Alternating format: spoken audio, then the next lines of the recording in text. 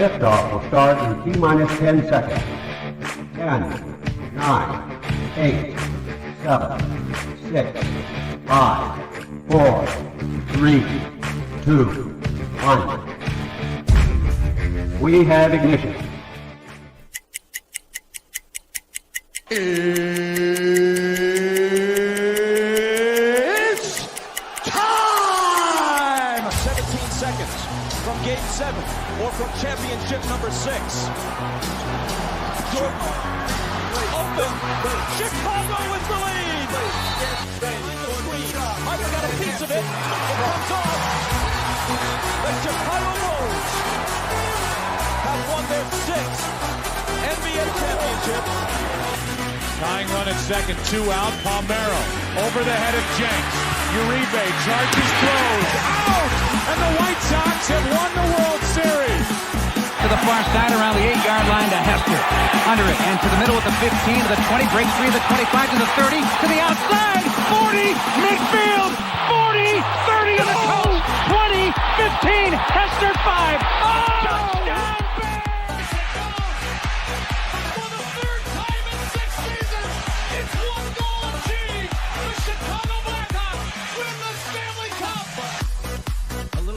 Slowly toward Bryant. He will glove it toward Rizzo. It's in time. And the Chicago Cubs win the World Series.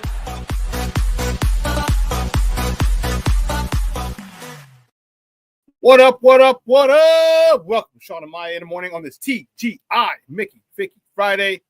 It's the weekend, baby. And I'm your boy, the SuperBack, Shawn Sierra. Thanks for tuning in. Listen, if you're watching us on Facebook Live, well, then I guess you found us on Facebook. And if you're not following us on Facebook, what? Come on, go to Facebook, type in Sports Zone Chicago, click the like button, and now you're following Sports Zone Chicago. Simple. But wait, there's more.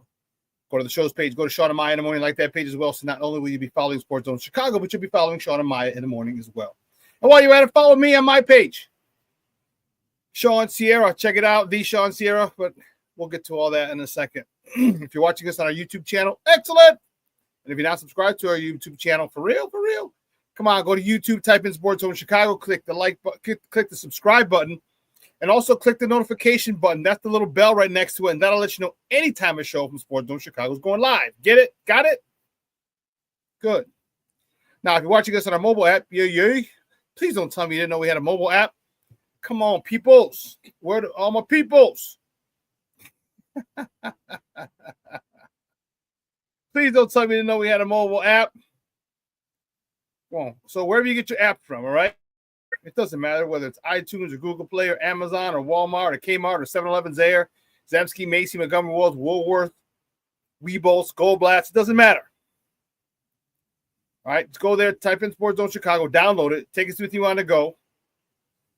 Okay, so not only do you get Shawn and Maya in the morning 3 days a week, not only do you get our other live shows throughout the week, not only are they archived there like they are on Facebook and YouTube, but I'll tell you what, we give you a slew, and I mean a slew of articles, thanks to my man Clarence, Council III. Big up to Clarence for keeping you abreast of all articles, Chicago sports related. Now, watch this on our Roku channel. I like that kind of party, baby. And if you don't know, you better ask somebody. Sports Zone Chicago. We have our own Roku channel. So if you have a Roku television in the house, do us this favor. Download Sports Zone Chicago's channel to your television. Put it there next to the big boys: Netflix, Hulu, Prime, HBO Max, Apple Plus, Disney Plus, Paramount Plus, Stars. Do it. Put us up there with those guys. You can watch us on the big screen. Hell, run the big screen, right, Mickey, Vicky, now. Now, you can also tweet the show. You can tweet us at Sports Zone Shy. That's CHI at Sports Zone Shy. Now, if you want to follow me, just me personally online. Want to know what I did? Let me tell you what I did.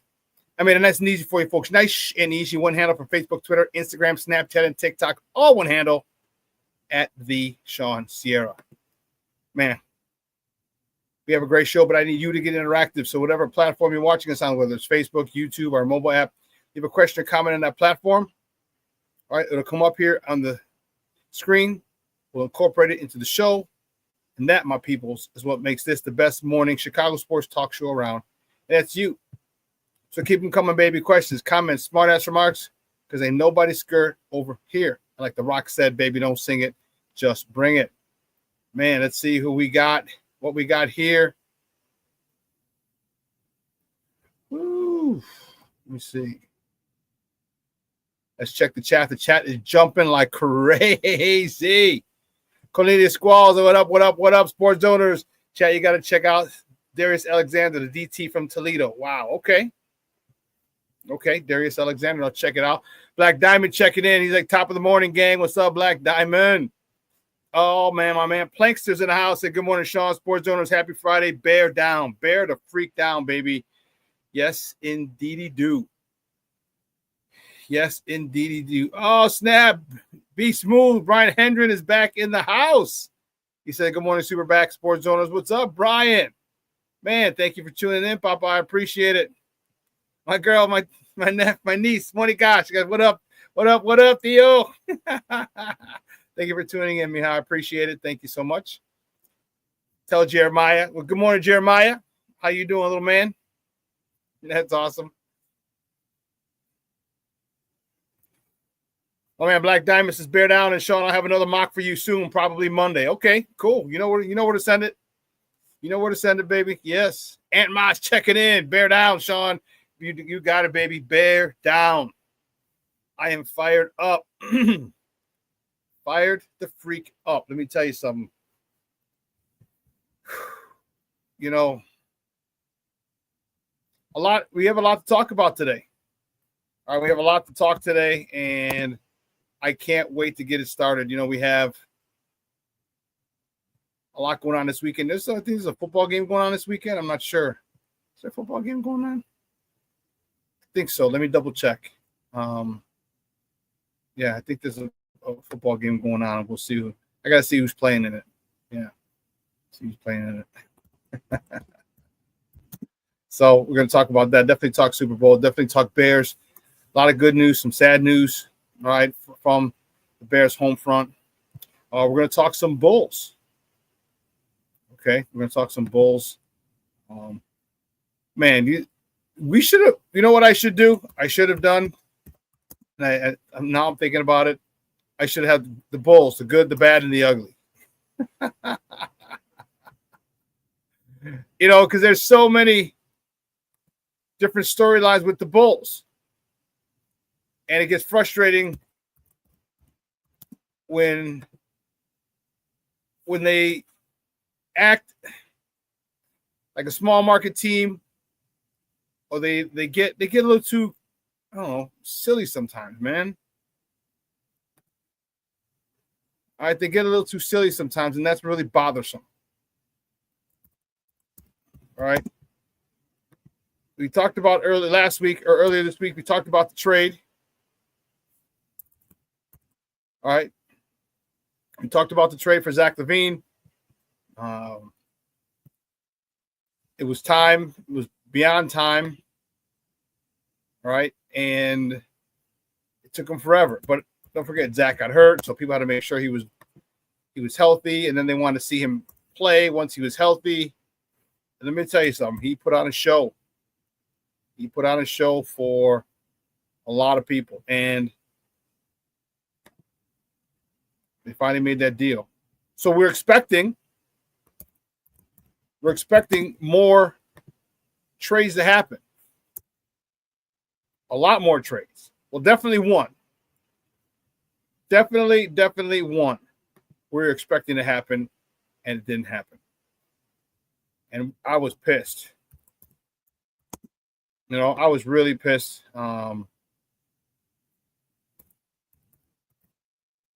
There's no reason for it. There's no reason to not have traded this guy. And it's frustrating. It's really, really frustrating. And I don't get what the Bulls were thinking. I really don't. It smells, it's just like it's incompetence. Incompetence, and that's the crazy part. Is that this team continues to be incompetent. It continues to. Continues. I just don't get it. I don't get it. You know? Man, we got Brent Coleman. Brent, what's up, Papa? How are you? Thank you for tuning in. I appreciate it. One of the first time checking in. I don't recall your name. Thank you for checking us out. We appreciate it. Hope we entertain you. And Brian said, thanks, Shawn. Now I have the theme song from The Good, the Bad, and the Ugly going through my head the rest of the day. You're welcome, buddy. You're welcome, buddy. Who else? Oh, snap. My man, Armando Emeterio, Lara. Junior, he's in the house. Junior's in the house. That's what I'm talking about. Shode, he's checking in. That's what I'm talking about, baby. The usual suspects. I love it. Thank you so much for tuning in, baby. Listen, I don't know a lot about a lot, but I do know this. More of the usual suspects will check in as the show goes on. That, my peoples, I can promise you. That I can promise you. So, yeah. So at 10 o'clock, we have Evan Winter from A to Z Sports. We're going to talk a whole bunch of Bears. As I said, we got a lot to talk about with the Bears. I know they're not in the Super Bowl. They weren't even in the playoffs. They had a 10-game losing streak. But things have turned around. Things are looking good. They're looking really good for our Bears. We're going to talk some Bears, talk some Super Bowl with Evan.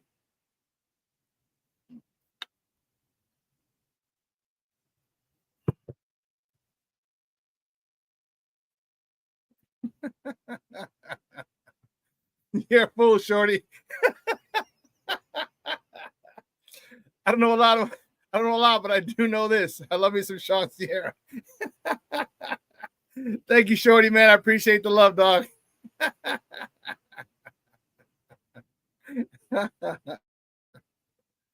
Man, you made me smile. You made me laugh, dude. What a way to start my TGI Mickey Friday, baby. Thank you. Thank you very much. Well, dude, gentlemen, ladies and gentlemen, let's get to it. You know how we do the first segment of every show. It's called Top of the Morning. It won't come just when you want it.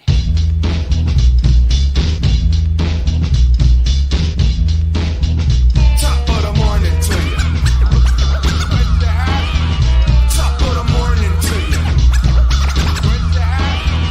Top of the morning to you. Gentlemen, ladies, gentlemen. Where do we go? We got to start. We have to start here. Wow. Sad news. All right. The matriarch of the NFL. The link from the beginning of the NFL to now. Virginia McCaskey passed away yesterday at the age of 102. Rest in peace, Virginia. She was a daughter of George Halas, who founded the NFL. Remember, he founded the NFL in 1920. The Bears in 1920.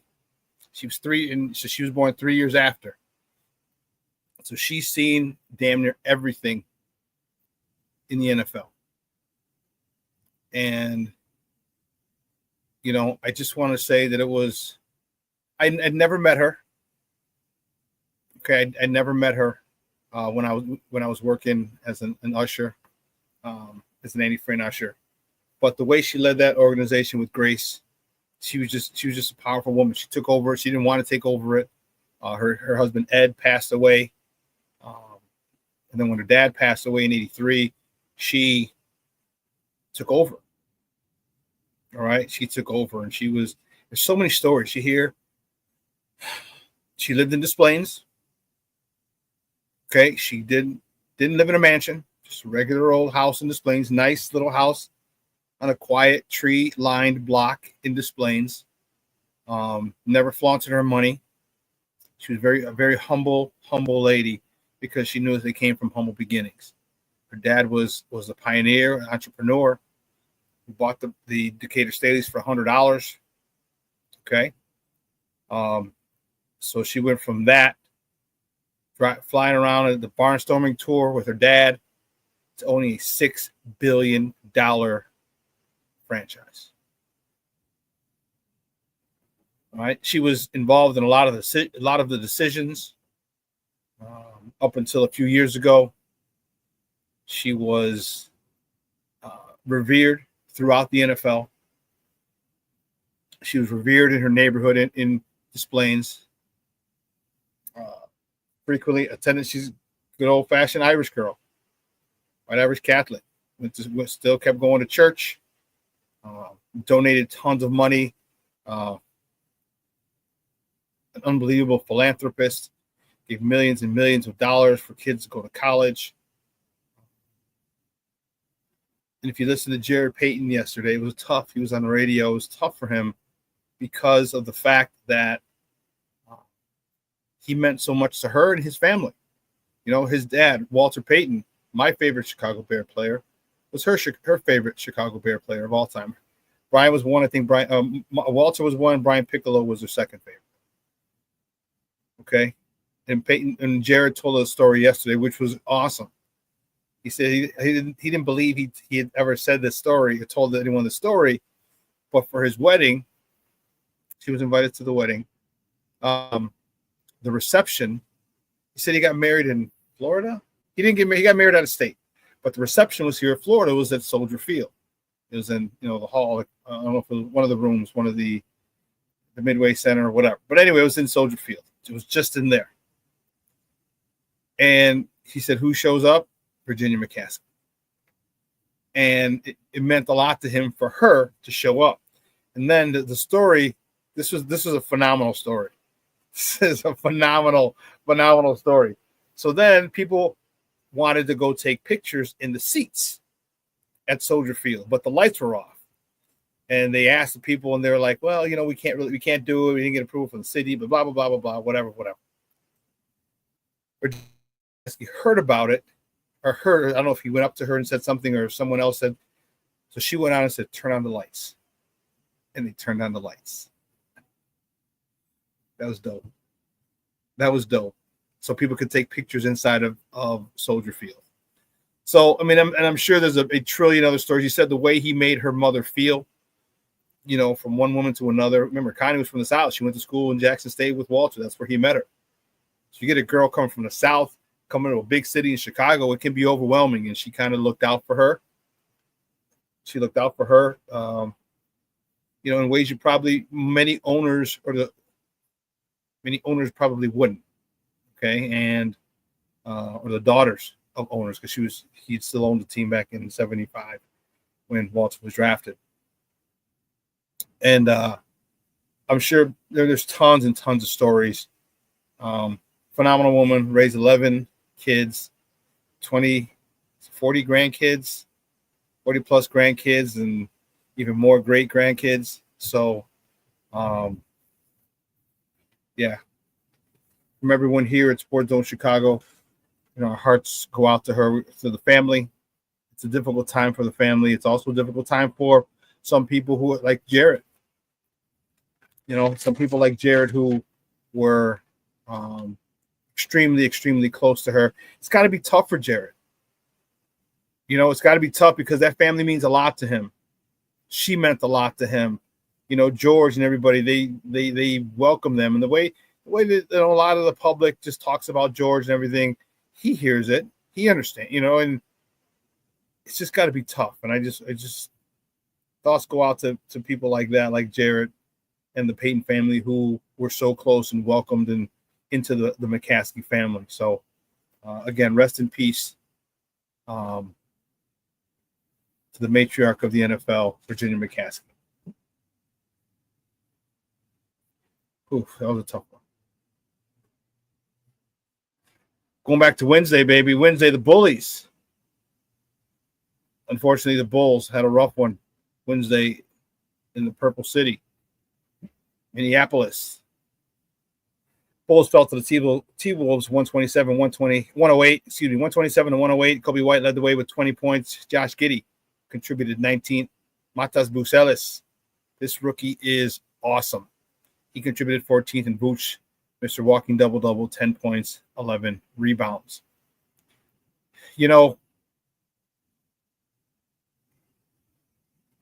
Given more opportunities because of the departure of Zach LaVine, Matas Bucelis has shown he's ready. He's ready for the big stage. The only thing he's got to do is get stronger. keeping with the Bulls, the next top of the morning topic. The Bulls host the Golden State Warriors tomorrow night. And new and improved Golden State Warrior team with Jimmy Butler. If you heard, that was one of the big crazy trades over the weekend. Jimmy Butler was traded in a 5-team deal, traded to the Golden State Warriors. That's crazy. So he will be in the building back with the team who drafted him. After that, yeah.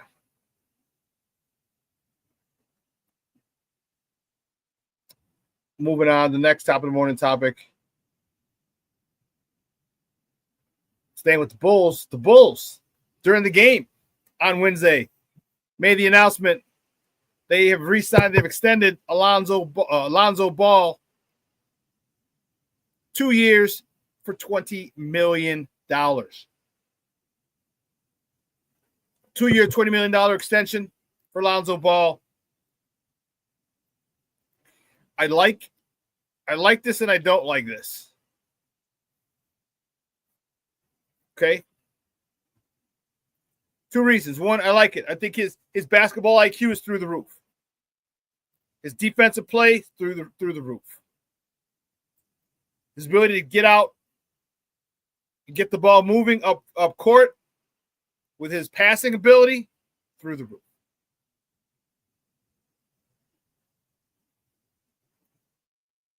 The Bulls don't need to be winning right now. They don't. You want your number 10 now.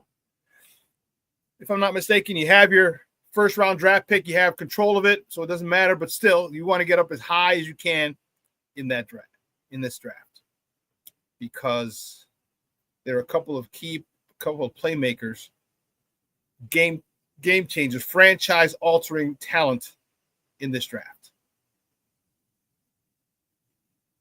And they have to do their best to keep staying in the lottery to get it. I love Lonzo. His story is amazing for his ability to come back from what he came back from. That in itself is crazy and amazing.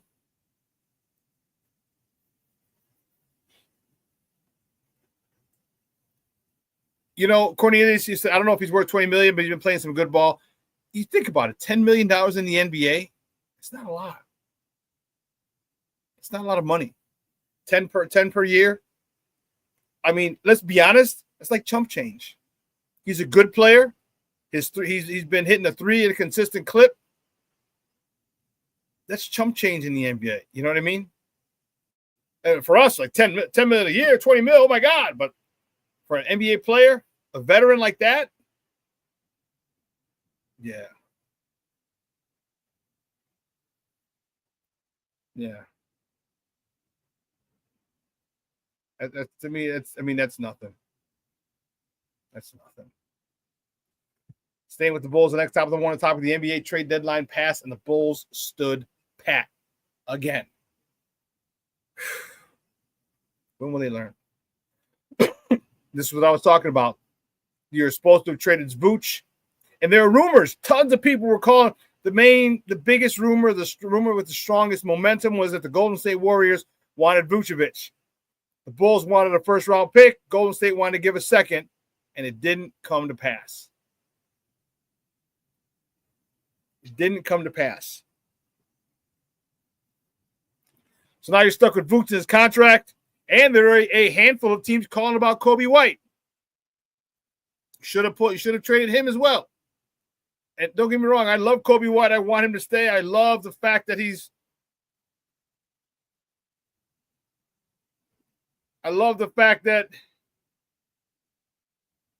developed. That's what I really like. The fact that he's one of those guys that they develop. How many times have we talked? The Bulls don't develop. They don't develop anything. Any players. Guess what? You can't say that.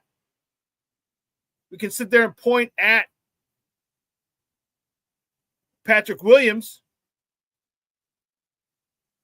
You can sit there and point at Patrick Williams, but if you're going to point at Patrick Williams, you better point at Kobe. You better point at Ayo. You better point at Julian Phillips. You better point at Dalen Terry. These are all guys that have developed. We can see the development. We can see how much better they've gotten. Dalen Terry, come on now. Come on, there's no way, I don't care what you think, whatever agenda you have, there's no way you can watch Dalen Terry play today and say he hasn't improved from the last 2 years. No way you can say that. None. Now, he needs to get in the weight room more, yeah. But he's improved and we can see it. There's a thing called the eye test.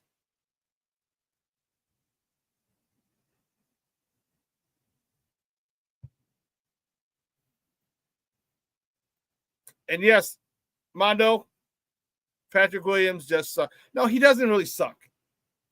He's limited. He's mind blown. All right, because we've seen him play. We've seen the kid. We've seen his talent. You can't deny he doesn't have talent. Not that he sucks. It's he can't get over the mental hurdle in his head. He can't stay consistent. We've seen him go for 20, 25 points, 8 rebounds, 10 rebounds. We've seen him be aggressive. We've seen him dunk on people. We've seen him grab rebounds. We've seen him play defense. But it's not consistent. It's not when you need him. That's the key. It's not when you need him. Like our old Uncle Hawk Harrelson used to say, don't tell me how many you hit, tell me when you hit them. I'm talking about home runs. Don't tell me how many you hit, tell me when you hit them. Are they meaningful? And that's what Patrick Williams doesn't do. At the end of the game or in key stretches, he doesn't give you the meaningful rebound, the full basket, the meaningful box out to prevent the team from getting a rebound. The meaningful things, not when it's necessary. Cornelius, PW showing a little life since they sent him to the bench. Yes, I've been saying that for 2 years. Put him at the bench, have him come off, lead the bench mob. Saying it for 2 years. 2 years. I'm just saying. I'm not saying, I'm just saying. Next time, the morning topic. The Blackhawks host the Nashville Predators tonight at the United Center. Puck drop is at 7:30 p.m. Central Time.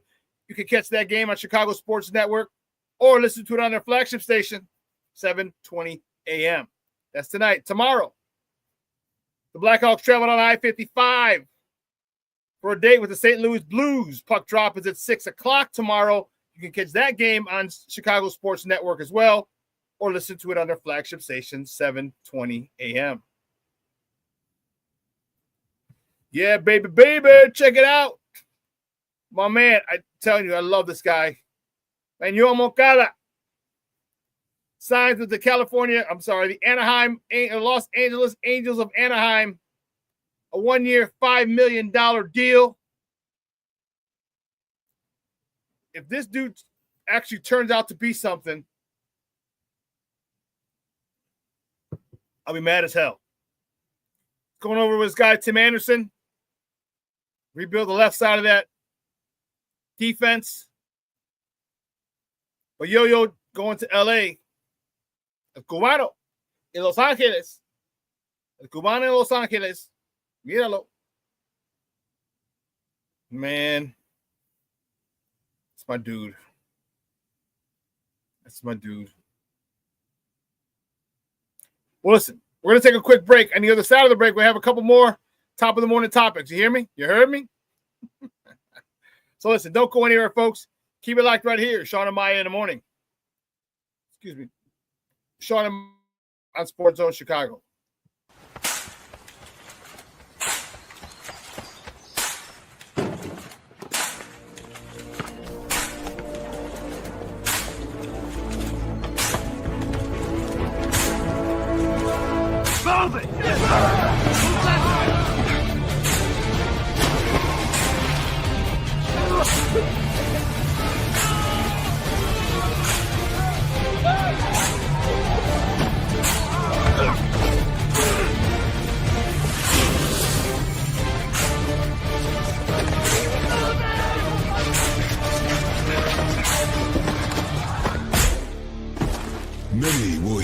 calling. Few will earn the title. United States Marine. The few, the proud, the Marines. Hey, it's your boy, the SuperBack, Shawn Sierra, and be sure to follow Sports Zone Chicago on all social media platforms, on Facebook, Instagram, and our Roku channel. You can find us at Sports Zone Chicago, and on Twitter, we are at Sports Zone Shy. Also, be sure to download our mobile app so you can take Sports Zone Chicago with you on the go.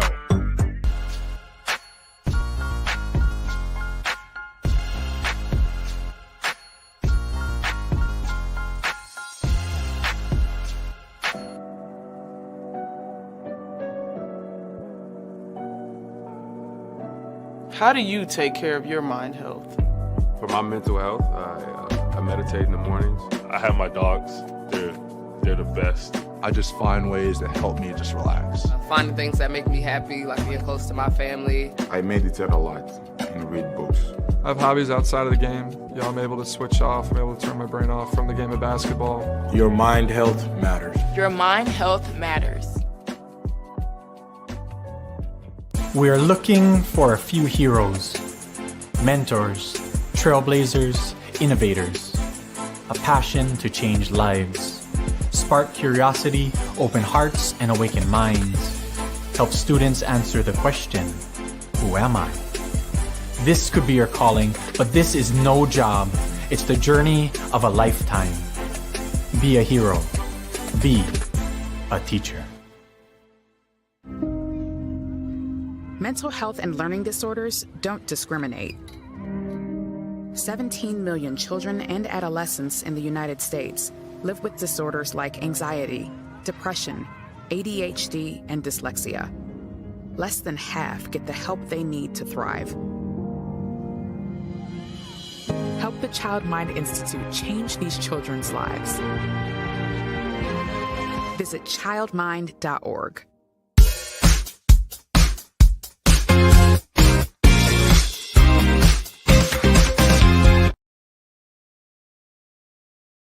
And to start games, like I said, Minnesota starts have been not very good for much of this season so far, but putting Nazem there is smart. Nikola Vucevic, a little step back. Ideally, Kobe's a scoring guard. He's almost 6'5".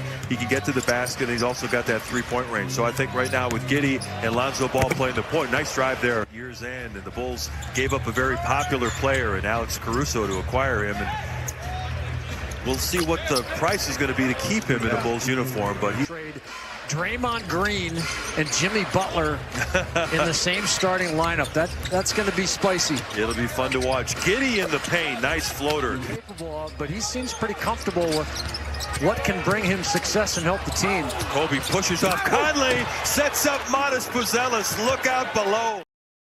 Welcome back to Shawn and Lai in the morning on Sports Zone Chicago. Those clips courtesy of Chicago Sportsnet, CHSN. That was Wednesday. Bullies. Minneapolis. Man. Yes. See, check it out. Check it out. What else we got? Rick Gonzalez. What's up, Papa? Thank you so much for tuning in. It's the first time I've seen your name in here. I appreciate it. Oh, snap. Okay. You said you found out about it because Shorty mentioned it last night. Shorty, thank you. Mr. Shorty, I really, really appreciate it, man. Thank you so much. I appreciate it. Man. Hope you're not entertained. I hope you will be entertained. I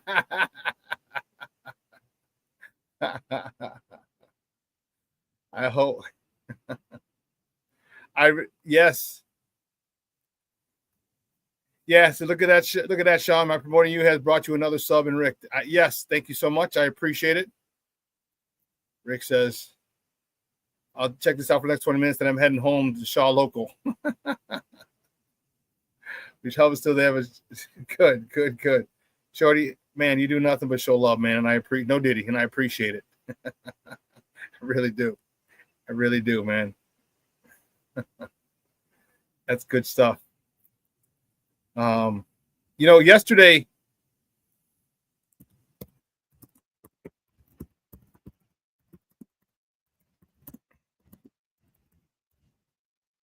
This was dope.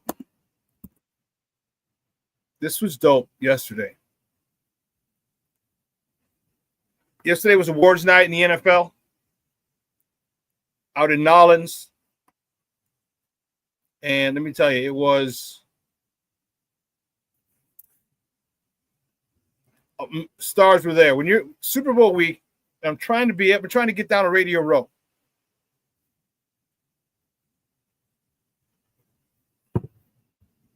Next year, I'm going to try and get down to Radio Row. New Orleans would have been dope, but I'm trying to get down to Radio Row, do some shows there, and have a lot more pop-ups, have a lot more interviews because there's people walking around all over the place. Star NFL players, former players, coaches, scouts, GMs, everybody's down there. Owners. Just got to get a guy who's willing to go out and do the hard work. Say, hey, we'd like to interview you over here at Sports Zone Chicago. Would you mind coming over? Blah, blah, blah, blah, blah, blah. So I'm going to do it. Make sure that we can get down to Radio Row next year for the Super Bowl because that'll be dope. That'll be really, really, really dope. But they had the NFL awards last night in the Hall of Fame class of 2025 was introduced. In no particular order. Eric Allen, defensive back for a couple of teams, but he was most known for his time with the Philadelphia Eagles. One of the best cornerbacks in the league at that particular time. Jared Allen. All right. He was at the Minnesota Vikings. Remember they went up and they flew out to get Brett Favre. Remember that? He was with the Kansas City Chiefs as well. 116 sacks.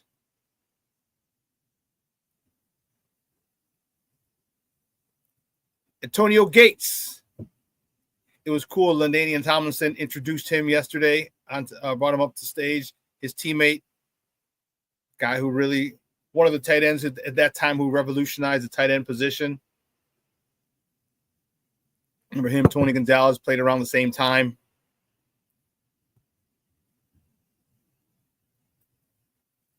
Yeah, Jared Allen was former Bear too. That's right. This one was interesting. Sterling Sharp. Now, you know, it goes without saying, but I'll say it anyway. I hate the Green Bay Packers. Inbred hillbilly mother hubbards. Okay? But God bless it. Sterling Sharp was a freak way before his time. He was an amazing player. And, you know, I'm not a big fan of the Green Bay Packers, dog. You know,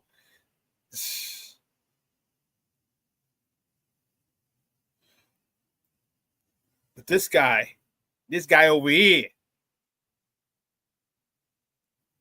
all right, 6-time Pro Bowler. 1, 2, 3, 4, 5 seasons he had 1,000 yards.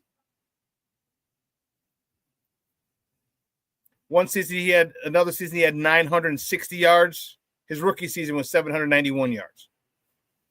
Okay? But injuries, this dude was the real freaking deal. About 6 feet, 6'1", 210. All right, and back then, all right, we're talking 88, 89, 90. That was big for a wide receiver. 210, that was big. And injuries cut his career short. The neck injury, if you recall. And then his brother went into the Hall of Fame a few years ago. And we all know his brother, Shannon Sharp, the Club Shay Shay. And I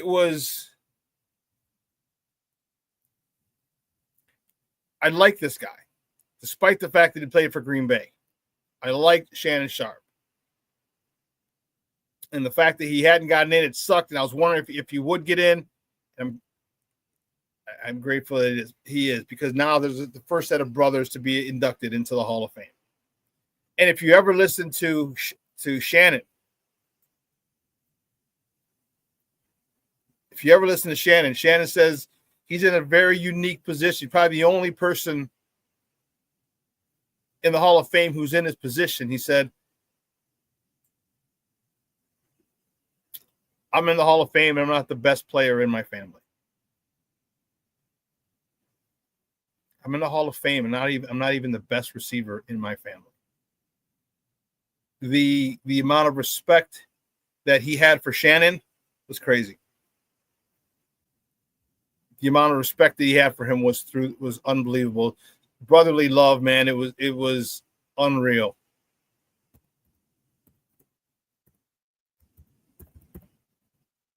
You know, it was. I don't have siblings, but I know a lot of guys do. A lot of you guys do, and there's a thing with sibling rivalries. You know, there's a thing, but there's also admiration. Okay, there's also admiration, because when you're a younger brother, you look up to your older brother because he's your older brother. And when your older brother is a stud like Sterling was, man, you admire him. You're like, damn. And you might have fights. You might not tell him that you look up to him. You may. It's possible. You also may not. But as an older brother, you always understand. You always understand. And their father was around, and he told them, he's like, your younger brother's watching. Everything you do, your younger brother's watching. And, you know, Shannon always felt like Sterling got the short end of the stick because of the fact that he got hurt. Because Shannon felt that if he didn't get hurt, he would have gone on to break some more records and be a lot more impactful. And believe me, Shannon Sharpe was impactful. I'll tell you that right now. But it was a situation where you saw the respect and the love that Shannon has for his brother, and that he never denied it. Like I said, he multiple times he had said, I'm in the Hall of Fame and I'm not even the best receiver in my family. And that spoke volumes. And, you know, kind of it struck me a little bit when I saw this. There was a little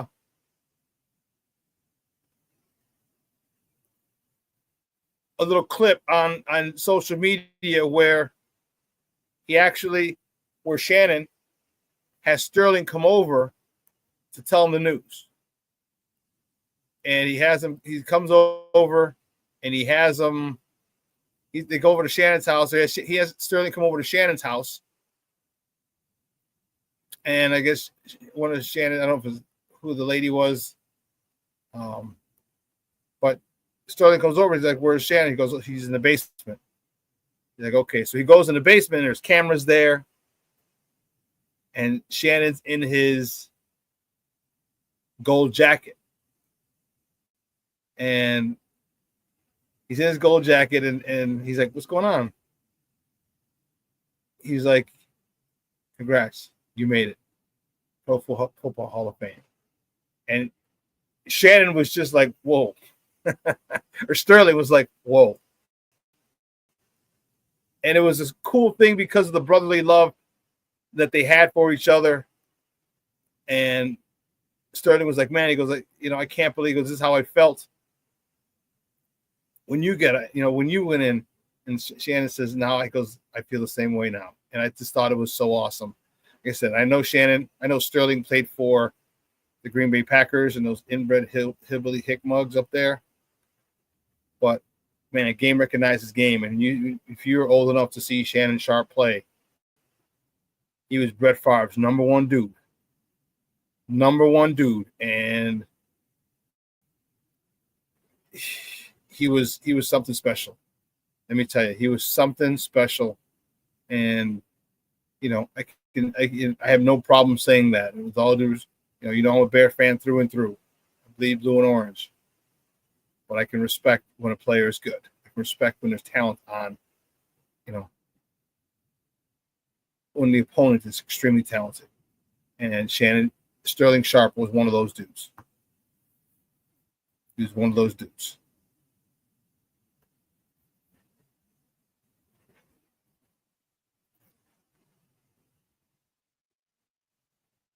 Yeah, Cornelius says Sterling was deserved it. He was a beast. Yeah, he was. Rick, I agree with you. Fuck Green Bay. I do. I agree with you 100%. But you got game recognizes game, man. And, you know, their story, I think it's the story of Shannon Sharp as well. Of Sterling Sharp. Because Shannon always tells a story. I lived in a 1,000 square foot house with a leaky roof. When it rained, it was wet in the house. And that was the one thing that they both wanted to do was get out, to take grandma out of there. They were raised by their grandmother. And so that was, yeah, so Green Bay can go to hell. But man.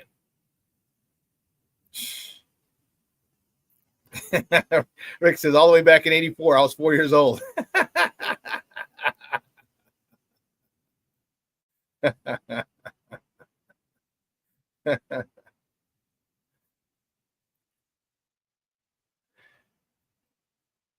Thy and Smide podcast. How are you, Papa? Thank you for tuning in. I appreciate it. First time here. I appreciate you checking it out. Thank you so much. Oh, must be Carl's name, huh? I and some if I had bear down Carl. Plank says, okay. Cool. Yeah, so that Hall of Fame class was a little underwhelming, I could see. Oh, Dan is you. Oh. No, Rick. We're on Monday, Wednesday, Friday, 9 a.m. to 11. He said, Carl is easier to say than my disgusting screen name. Rick was asking, is this show on every day? No, we're on Monday, Wednesday, Friday, 9 a.m. to 11 Central time. And some of the other things, I was how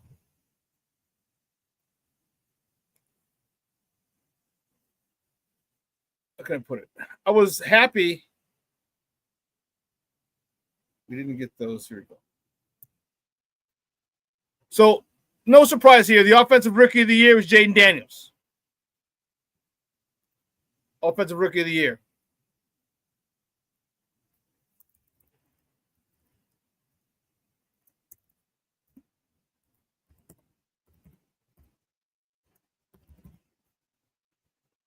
He deserved it. No ifs, ands, or buts. He deserved it. And wow, he played phenomenal. Phenomenal. All right, the defensive rookie of the year was Jared Verse. Jared Verse. He was there at 9. He was there at 9.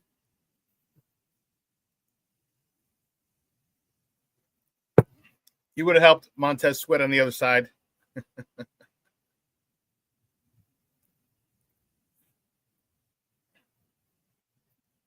Coach of the year was Kevin O'Connell. It makes sense.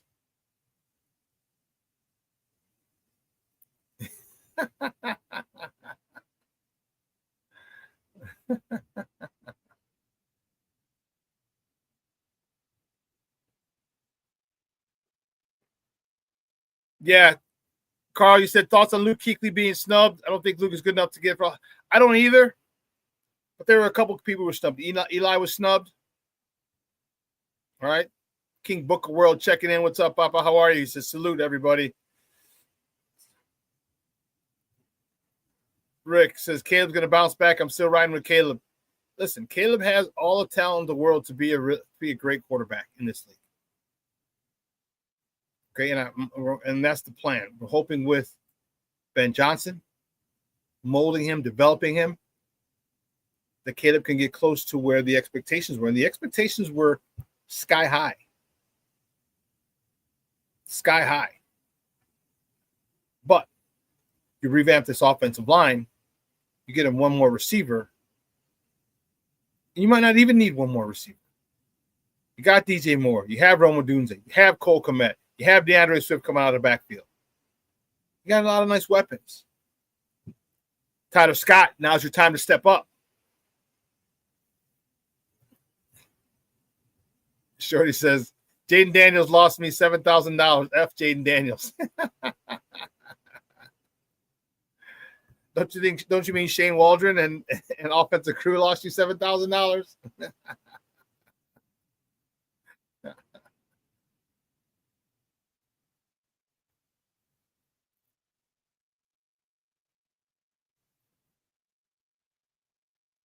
Carly said, Caleb Williams accounted for the most yards by a Bears quarterback in a single season ever as a rookie, playing behind a practice squad O-line.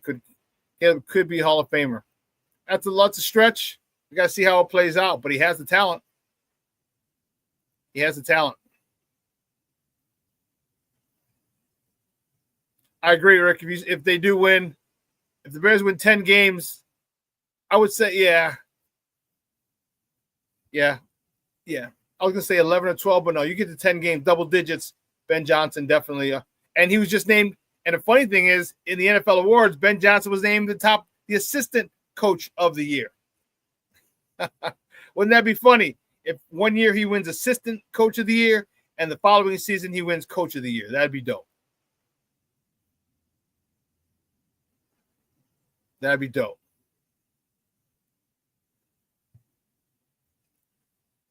Yeah, Carl, like if you take away Eli's 2 Super Bowls, he's worse than Rex Grossman. But you can't take away his 2 Super Bowls. Can't. And he beat an undefeated Patriots team as well.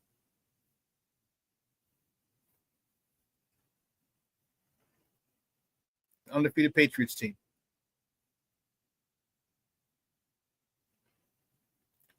King Booker World says, I think the whole Caleb Jaden thing is going to turn out like Andrew Luck RG3. Do we have Andrew Luck? Or do we have RG3?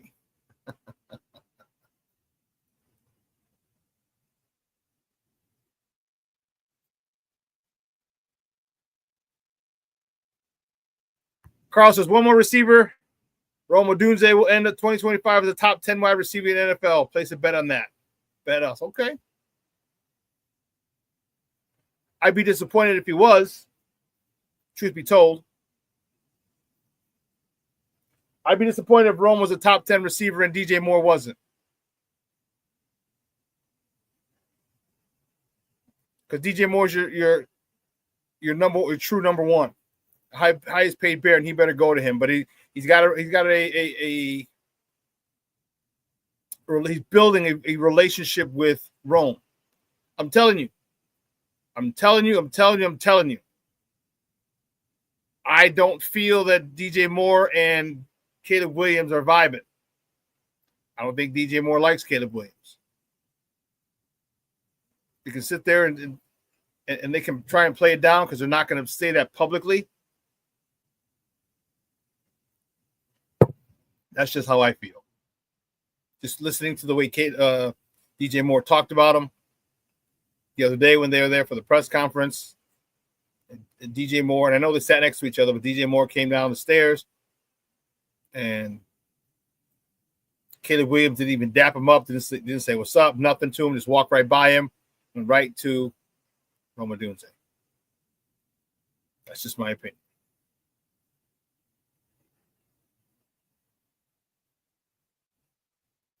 Carl, you and I disagree with you completely. There's nothing that Rome can do that DJ can't. And DJ's done in this league with horrible quarterbacks. And that's noticed. I mean, we haven't seen the only thing he doesn't have that Rome has is height. He is about a little over 6 feet. He's a little taller than me. a little taller than me. Rome 6'3". You don't see that either, huh? King Booker World. It's just funny you say that, Shawn. I don't think they like each other either. Yeah.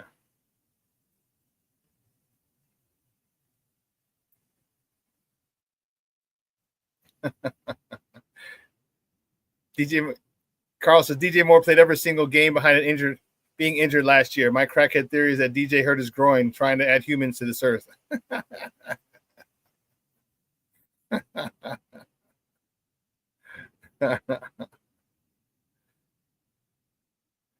That's funny. That's good stuff. But I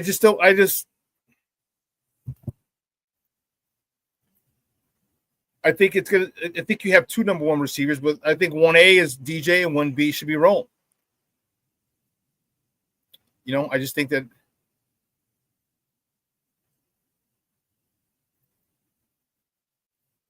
Shorty says, "Don't be afraid if the Bears do that." Do what? Oh, you draft running back at 10? Don't do that. Don't do that. Don't do that. Don't do that. This running back draft is deep. And there's no running back in this draft that is head and shoulders above the rest. I'm not big on Ashton Genty. Let me say this. I'm not as big on Ashton Gentry as other people are. Okay? I think the kid's good. I think you get another good running back in the third round. This is a great, not a good, a great draft for running backs. You don't have to reach at all. You don't have to reach at all. I mean, I would say if you can get something, if you can get somebody, if you can get Trey Smith, which would be great, and that Dahlman, is it? The center from Falcons. Now you got a right tackle, right guard, a center. You draft an offensive lineman and a left guard or a left guard, you're good. Or if you want to draft the left guard, I don't know, because a lot of people don't want to draft guards that high. But here's the issue. See, everyone goes by, well, this is what you should do. This is what you should do. It's not what everyone's done in the past. You do what the hell's good for what's necessary for your organization. The Bears don't need a left tackle. They can upgrade. Hell yeah, they can upgrade. But Braxton Jones has been serviceable. We need a left guard. And when you got a quarterback, I mean, and I've told you this, your middle three are your run game. You want to be stout in the run game, you better have two good guards in the center. In the pass game, if they get by you, quarterback can step up. If quarterback can't step up, the two guards in the center suck, guess what? You're screwed. Caleb's not that tall. Caleb is 6 feet, not even 6'1", or is he 6'1" and a change? I think he's 6'1" and change. So he's a shorter quarterback, which means he might have to step up. And you can't have but any quarterback. You don't want anything in his face. So you secure that up front. If there's guys coming off the side, you can step up and replace the pressure wherever it comes from. So if you feel that drafting a guard with your first round pick is necessary, then do it. Don't worry about what other people say. Don't worry about it's never been done before. Other people don't. Other fans, we're not the ones putting this team together. We're not.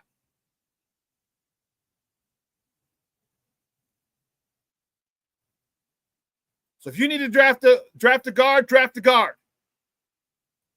If you want to upgrade from Braxton Jones, then upgrade from Braxton Jones. But if you get, and there's so many different ways to go with that, and I know a lot of people don't like to draft guards that high. You do what's best for your organization, and that's what the Bears need to do. So here's what we're going to do. So we're going to do what's best for our organization. We're going to take a real quick break. All right. On the other side of the break, we're going to welcome my mans and them.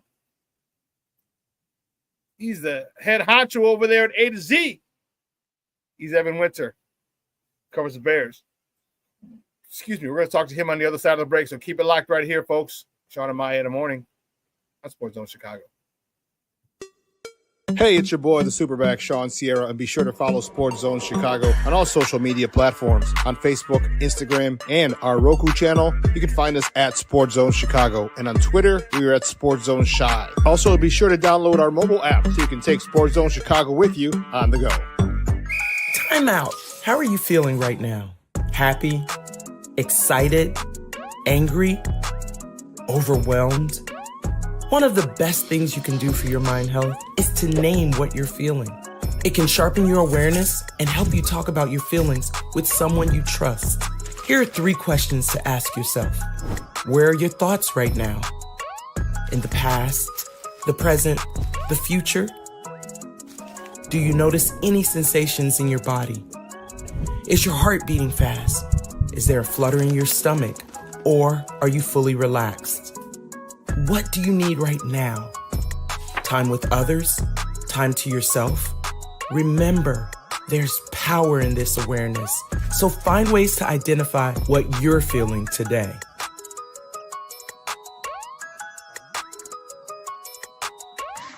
Hi, guys. Hey. Hi, Megan. Hey, Jessica.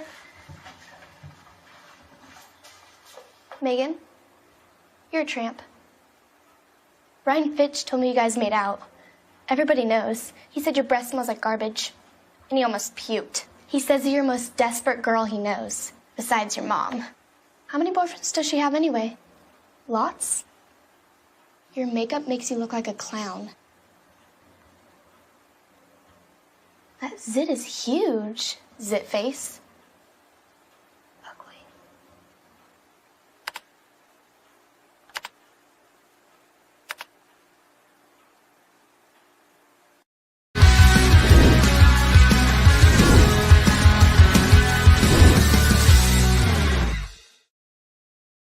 This offense will be calibrated with him in mind. We're going to build this thing. This is not simply a dropping of a previous playbook down on the table and starting there. Nope. We're ripping this thing down to the studs, and we're going to build it up with him first and foremost, and then with the pieces around him next. I really look forward to challenging him and pushing him, as I said before, to continue to grow and develop. Yeah, I think offensive line is certainly an area that we need to get better play from going forward, something that Ryan and I have already talked about. We will develop a plan of attack for how to get that done, but I'm looking forward to getting an excellent offensive line coach into the building to help develop the young talent that we already have on the roster. Welcome back to Shawn and Maya in the morning on Sports Zone Chicago. That's the man. That's the man, 50 grand. Or should I say that's the man, 13 a year mil. That's him. That's Ben Johnson. And I told you that part of the press conference is what got me giddy like a little schoolgirl. We are going to break it down to the studs and build it around him. Unreal. Crazy. You actually sound like a guy who has a damn clue, Ben Johnson. What's wrong with you? We're not used to that shit here. And then build it around the talent that he has around him after you build it around his skill set. Crazy. Crazy, crazy, crazy. Man, we're going to talk to my guy. I'm going to see what excited him about the Ben Johnson press conference and the hire. Man, he's a good friend of the program. He's been rocking with us for a while now. He's a co-managing editor at A to Z Sports, NFL part. You can catch him on Twitter at Evan _ATOZ, A to Z. Guys, just welcome back to Shawn and Maya, Evan Winter. Evan, what's up, Papa? How are you? Shawn, what's up, man? Good to see you, bud. Hope all's well. Things are good over here. And a little cold today, 24 degrees, but I'll make it. I'll make it. I know how to layer. We're good. Yeah, man. As long as you're wearing the right stuff, that's what matters most, right? You can I mean, trust me, I've been up there. I've been to Chicago in February, and oh my God, it was as miserable as it sounds. But you know, having the right layers definitely helps. But you know, they only go so far at the end of the day. Yes. So we haven't spoken since the hire. So what do you think? No. What do you think about the hire? Are you happy, or are you happy with it? If you are, how happy are you? Yeah, I mean, it's impossible not to love the hire. You know, Ben Johnson, the hottest coaching candidate or head coaching candidate, rather, I should say, in the NFL, one of the best offensive minds in the NFL.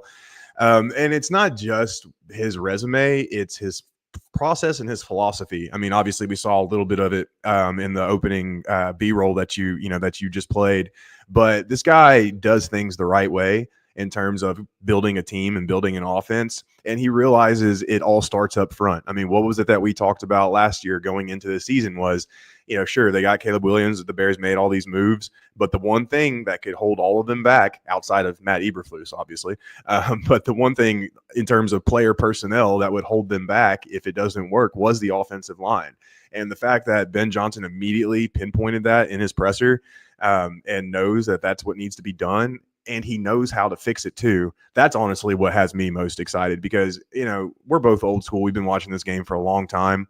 I'm somebody who believes, I mean, I know a lot of people believe this, so it's nothing like world breaking, but it all starts up front. If you can't get it done on both sides of the ball up front, you're not winning many games. And so the fact that he is going to be this process oriented and he knows how to build an offensive line. I mean, look at the Lions offensive line, and granted that wasn't all him, but he played a big role in it. That's what's got me most excited, man. And if this offensive line, if they can find the right guys, obviously they've got to pretty much retool the entire interior. But if they can find the right guys in 2025, and not even all three of them or whoever they bring in, they don't all have to be perfect. But if they can just take a couple steps forward, then we should see this entire offense just take an entire leap forward in 2025. Yeah, I'm hoping so. Like the Trey Smith sweepstakes is going to begin as soon as the final tick goes off the clock on Sunday in New Orleans. Are the Bears willing to spend $20 million a year on a guard? I don't know. That's the going price. Does Canada get them out?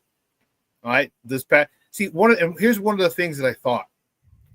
And now it might be a good strategy. You sign your quarterback to an insane amount of money. All right, everyone's like, "Oh, it's gonna fuck up your cap." Yeah. It doesn't really, because you can always restructure.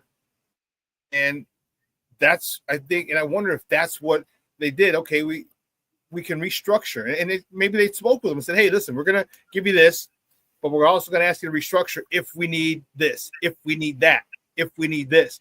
And you can always go around to the quarterback and say, "Hey, listen, look at this dude, Pro Bowl dude. We need you. We need to re-sign him." Maybe that's what the Chiefs were thinking, long term. Now that's crazy thinking, but maybe it is because how do you let that dude out? How do you let that guy out of Kansas City? I don't know.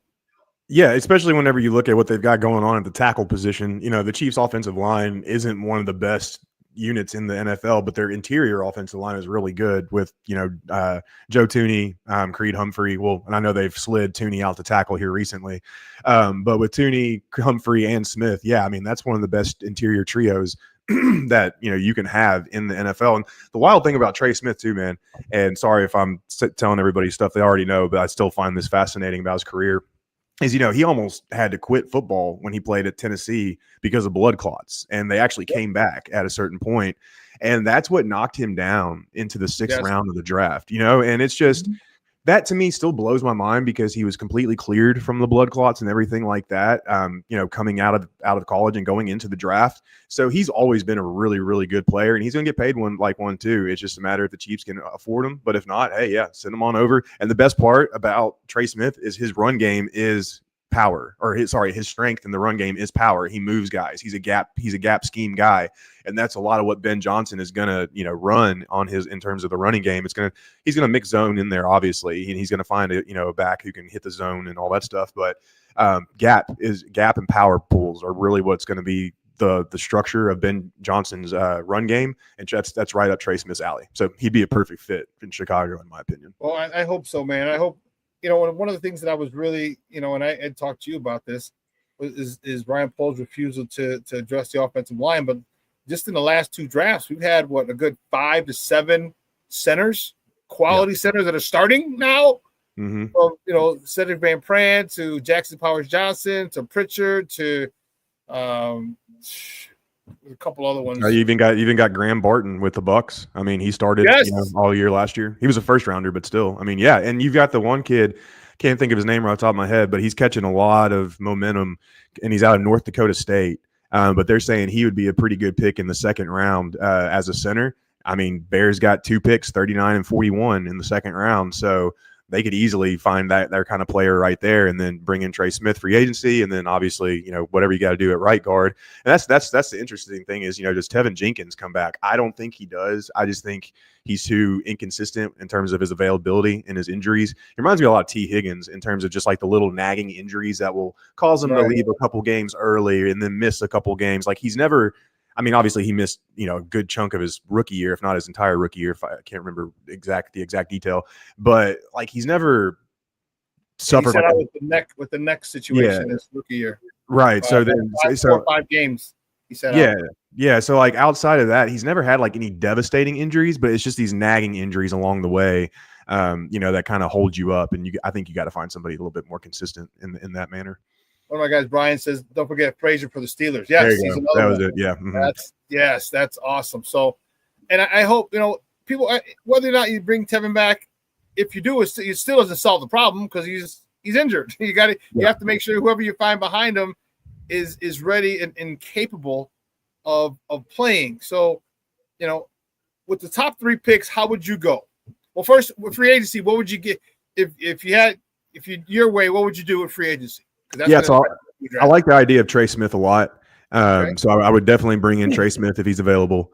And the good thing about when you look at the Bears roster, I mean, their entire defense is pretty much intact in terms of starters. Yep. Everybody's back. And in terms of all the big movement, it's going to be on the offensive side of the ball, which is perfect for Ben Johnson because he's an offensive guy. He gets to help recreate things.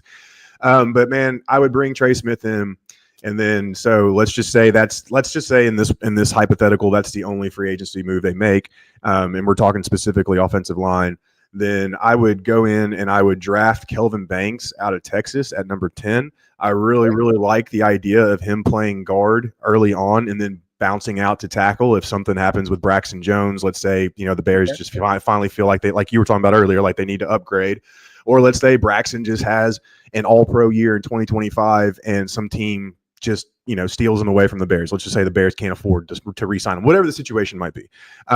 If something ends up happening with Braxton, then you can kick Banks out to tackle where he might be a better prospect long term.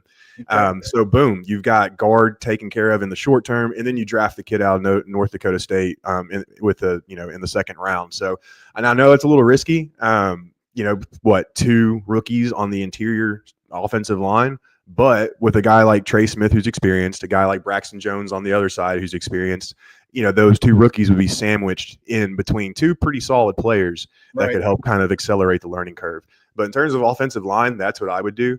If we're talking just entire big picture, man, it's tough because there's so many options out there in free agency that can really help on the offensive side of the ball, even at receiver. I don't think they bring Keenan Allen back. I don't think they need to. I think Ben Johnson's offense is going to scheme guys open enough to where you don't have to have a guy like Keenan Allen as your third option, right? You can have maybe a Tyler Scott or somebody like that who can pick up that role because, again, he's going to be getting schemed open.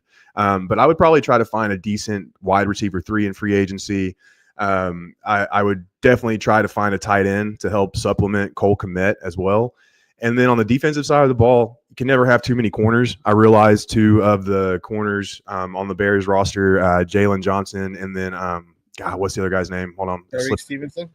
No, Blackwell. Jalen Jones and Josh Blackwell. They're both restricted free agents. So the Bears kind of control what's going to happen with them in free agency. I think you re-sign those guys, add another, solid backup corner because you can never have too many corners, especially in the division the Bears play in. And then you try to get one more pass rusher because obviously you're going to lose probably most likely Darrell Taylor in free agency. But if they can find that guy opposite Montez Sweat, I don't know, DeMarcus Walker's serviceable. He's doing all right. Austin Booker's up and coming. But if you can find that one guy opposite, Montez, then that would just be absolutely dynamite in my opinion. So that's kind of the layout of what I would do with free agency and draft. Guys, we're joined by Evan Winter, co-managing editor at A to Z Sports, talking Bears football here on Shawn and Maya in the morning on Sports Zone Chicago. One of the guys said, what about Amagaji?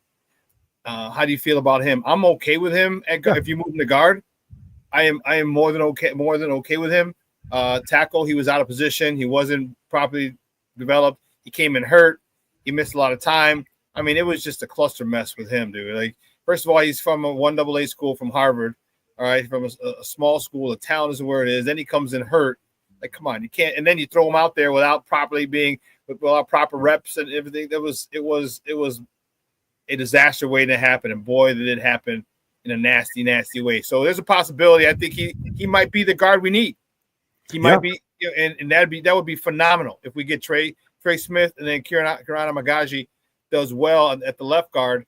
That would be huge. I assume you're going to put Trey Smith next to Darnell Wright, his college teammate. Right.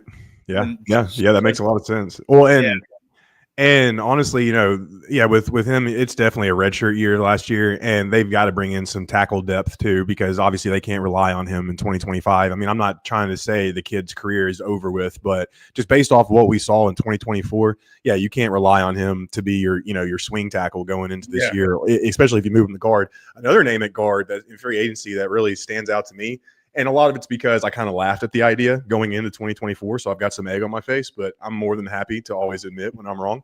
But Mekhi Becton with the Eagles is really interesting, because he's gigantic, right? He's like 6'6", 315 pounds. When I first heard that the Eagles were moving him to guard, I laughed. I was like, you don't put 6'6" guys in at the guard position. That's just not how that works. But it's worked. And maybe that's just more of the Eagles offensive line, their chemistry and how they do things. Maybe it's Saquon, whatever it might be. But he's somebody that's kind of on my radar going into the offseason. That might be an interesting look as well. But I definitely think Trey Smith is your number one option if he's available. And I think, honestly, you pay that man whatever he wants. Obviously, don't go crazy. But I think you definitely pay him top guard money to bring him in. I think that would be a good investment for the Bears. I do too. And, the thing – and that's the thing you have to remember. Is this about developing Caleb? If it is, then you need to make sure that you protect him. 100%. You need to make sure he has the utmost confidence that he's not going to have to run. All right, that's the last two quarterbacks didn't have with Justin and with Mitch. They didn't have that confidence that they could sit back there and literally scan the field, 1, 2, 3, 4 reads, okay, check down on a consistent basis. And that's what they need. If you're all in on Caleb and you think Caleb is a dude, okay, then protect him. Yep. Which one of the reasons I didn't. So let me ask you this question. Because one of the reasons I didn't want Ryan Poles back. Do you think Ryan Poles should have been retained? That's such a good question, man. And me, I'm a huge Ryan Poles fan. Just like maybe not necessarily in how he's gone about things, but just how he carries himself, how he talks to the media and things like that. I like the way how he handles business on that side of things. I think he should have gone. I do think I'm okay with him coming back, but I do think they should have gotten rid of him as well. Once we found out more details about the whole Eberflus hiring process, man, it feels like he lucked into Ben Johnson, right? So if Ben Johnson isn't in, let's say Ben Johnson got hired away last year. Do we really have faith in Ryan Poles to make a good hire this cycle? I don't. I don't think that at all. And the Eberflus thing was just such a disaster. You've really got to call that into question when it comes to the guy hiring the guy who's supposed to get the most out of these players. And he failed at that in one of the most upmost manners. I'm just also a big fan of, or not a fan, but I'm a big believer of when you get rid of one, you got to get rid of both, because what happens is you get stuck in a cycle like the Titans are in right now, right? So a few years ago, John Robinson got fired because of the stupid A.J. Brown trade, one of the dumbest trades in NFL history, and rightfully got fired after A.J. Brown smoked the Titans, the year after he got traded. And there was also a lot of clashing between him and Vrabel. Vrabel stayed on. Then the Titans then hired Rand Carthon. Vrabel was then fired. Then they kept Rand Carthon, and now they have Brian Callahan. And going into this offseason, Rand Carthon got fired. So now you've got Brian Callahan with a new GM going into a must-win year. If the Titans finish with another top 5 pick, Brian Callahan's gone. So are you going to keep the GM or are you going to get rid of the GM? It just creates this just awkward cycle. And now there's this thing in Tennessee where there's like a de facto GM, and his name's Chad Brinker, and he's really the player personnel director. So there's just this mass confusion. There's not a clear leader. There's not a clear voice when things need to get done. And it just creates this crazy cycle of ineptitude. And so that's why I'm a believer of when the GM or the coach has to go, both have to go.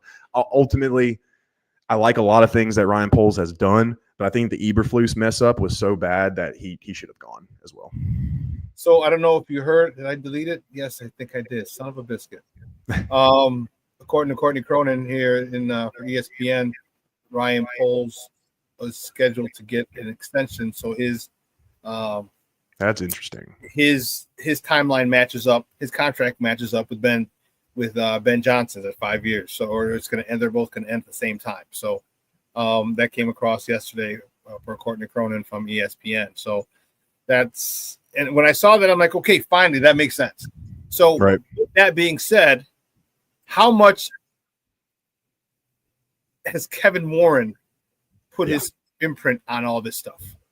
Yeah, that's another key factor too. I think he's had a big say in it. He kind of made that clear from the beginning once Eberflus was let go that he was going to be involved and that he's going to take a firm stance in things. I definitely think he's played a big role in this. I think he's a very stern guy. Obviously, he doesn't play around. But I also think he's got a really good pulse on the league and how things work. And right now, it's offensive head coaches. If you've got a good young quarterback, you need an offensive-minded head coach. It's just, yes, D'Amico and CJ have worked pretty well so far, even though they took a step back this year. CJ and the Texans did. Now, a lot of that's probably Bobby Slowick, but that's a whole nother conversation. But if you've got a young quarterback you're trying to develop, it's different with Joe Burrow. You can bring in a defensive-minded guy with Joe Burrow. He's going to leave Joe Burrow the hell alone, right? But when you actually have your head coach coming in, and Dan Quinn and Jane Daniels is another example of, that kind of goes against the grain of what I'm talking about.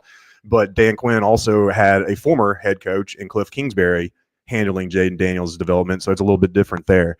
But I think Kevin Warren has a really good pulse on the league, and he realizes that 9 times out of 10, if you've got a young quarterback, you need an offensive-minded head coach. And I think that paved the way, a lot of the way in terms of the search. Yeah, I think Kevin Warren's really flexing his muscles a little more. I think he's one of the reasons that Ben Johnson's here, and Cornelius, he writes it too. He says Kevin Warren has a lot to do with Ben Johnson being here. I think he just basically told the McCaskies, here's the cost of doing business. All right, he's allegedly getting a rumor to be getting paid $13 million. Yep. While you're still paying Eberflus, so, and he's like, hey, this is the cost of doing business. You want to act like you want to be one of the big boys, you got to pay. And I think that's his mentality, and the Bears are with it. And I like it. And why not? And real quick, why not go all in right now? Like, you have the quarterback on the rookie contract who can be a top 10 quarterback in this league. You've got a talented roster. You've got the right pieces. Yeah, why not just push it all in on these next 4 years? And if it doesn't work, oh well, at least you can say you tried and you did it the right way. But yeah, go all in right now. Not like all in like the Bucs did in 2020 or the Jets did over the last couple of years, but in terms of being smart, resourceful, and sound, yeah, go all in on these next 4 years. Do whatever you got to do. Well, there's no guarantee. So if you're gonna fail, you might as well fail saying, hey, listen, we did everything possible. We did this the right way, and it failed. So you know what? Let's do it the right way again, because it's not guaranteed even if you do it the right way. But if you do it the wrong way, it's guaranteed to fail, as we've seen for the last. When's the last Super Bowl? 85. Okay, okay. You know what I mean? So come on, man. It makes sense to do things the right way, and I think that's where Kevin Warren really has stepped up and said, hey, you know what? This is what we need to do. Yeah. Your thoughts, speaking of Kevin Warren, your thoughts. Do we get shovels in the dirt this year, like he said? And if we do, where is it? Arlington Heights or on the lakefront? Man, this is the one thing I'm not good at is stadium stuff. Like, I honestly have no idea. I think with all the excitement, and I'm not trying to link everything back to Tennessee, but it reminds me of the Titans. I'm out of Nashville, obviously, but right now they're building their new stadium, and one of the biggest things or one of the biggest talking points around them right now is like, how do they sell tickets for the new stadium with the current state of the team? The team sucks, right? The Titans are awful. Like, they have no direction. So how do you promise your fans, or how do you sell tickets and stuff like that to your new stadium with this product that's currently on the field? I think the Bears obviously have a lot more promising product to put out than the Titans, obviously. So it wouldn't surprise me if they go ahead and try to capture this momentum and they break ground this year. So if I had to say, I would say yes, that we'll get it this year. I don't know where it's going to be. Like, that's the part I suck at. I'll just go ahead and say Arlington. But like, yeah, I think they'll realize, like, hey, we need to capture. Obviously, last year had a lot of momentum. There's a lot of good feelings going into the season last year. Didn't come to life. You had people are a lot more cautiously optimistic this year than they were last year. I think last year was just a lot more full-blown optimism. This year, people are a lot more cautiously optimistic, but I think there's enough optimism there for the Bears to go ahead and start breaking ground. Yeah, so I think we'll get it this year. I hope so too. And me personally, I want it on the lakefront. And everyone's That'd be talking awesome. about. Everyone's like, oh, well, you got this and this, and I'm like, stop the freaking Stockholm syndrome. I couldn't give a rat's ass about these billionaires making more money. I couldn't. Yeah. All right. I want to keep this shit in Chicago. I want to keep it in the lakefront. I want the north wall of that whole thing to be glass, so you can look out into the best skyline in the world. That would be sick. All right. Yeah. You can still build stuff that adjacent to the new stadium. You can have the museum. You can have a sports book. You can have everything, and the renderings they have are perfect. They have restaurants. The trains run right into it. It'd be awesome. I don't give a rat's ass if they can sell for more money. I'm not that shit. I couldn't care less. Everyone's like, well, it makes sense for them. Yeah, I'm a business Cool, sense. good Yes, for it them. does. But I'm not the one making the money. I'm not the one getting the billions. So I want it, convenient to me. As far as tailgating, hey, well, you know what? You might lose some tailgate spots, but you know what? The experience inside the game, inside the stadium, is going to be so much better. So everyone with the Stockholm syndrome, like, oh, they have to do this to be better. No. You're worried about what the money they're going to make. I don't give a damn. They're making their money anyway. I want it convenient for us. I want us on the lakefront. I want a whole bunch of stuff and everything else that accompanies the concerts, Big Ten football championship, Final Four, WrestleMania. I want all that shit downtown. I don't want to have to go to Arlington. Yeah, dude. Lakefront would be sick, man. That would be you want to talk about, yeah, I don't give a damn about the owners and their money either. But you would think that a lakefront attraction like that would pull in so many other people, so many more people, and not just Bears fans, just people like me as a general NFL fan. I would want to go to the stadium just to see that and be a part of that. You know what I'm saying? I mean, why not? That makes a lot of sense. That would be awesome. Bro, I know you got to run, buddy. Do me a favor, though, before you go, let everybody know where they can find you and your work online. Yes, sir. Always a pleasure talking to you, man. It's good seeing you again. But yeah, you can find me online, A2Zsports.com. We're about to launch about 4 or 5 new college teams. So we've already got about a dozen under our belt. Obviously we've got all 32 NFL teams. So more exciting times coming down the pipe for us. And then you can find me on Twitter at Evan_ATOZ, A to Z. Excellent, buddy. Hey, have a great weekend. And last question before we let you go. Gotta do the Who do you pick. got?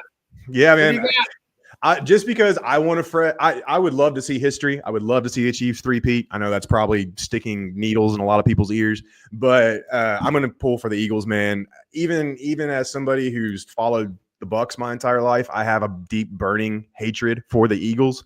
But just for a breath of fresh air, and the Saquon Barkley storyline is just so good.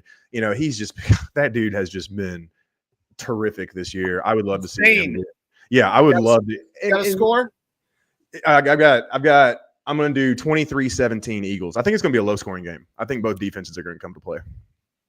Okay. Yep. Okay, Evan with 23-17. There it is, Evan. And I'm going with you. I want the Eagles. I'm tired of the Taylor Swifties. Stay the hell out of football. All right, I'm tired of the calls they get. We've seen them. And it's very hypocritical because we had Mike here for the whole day for the 90s, and we got every freaking call from Michael. I get it, but it's not cool when it's somebody else. It's all right when it's us. So yeah, I want the Eagles as well. I'm thinking 27-24. It might come down to a last second field goal. Wouldn't surprise me if it happened that way. Yep. And hey, with the year Jake Elliott's having, last second field goal for him to kick it and win it, that would be a huge boost for him because he has not had a good year. So right, that would be awesome. Yeah. Hey, great stuff, buddy. Have a phenomenal weekend, man, and we'll talk soon.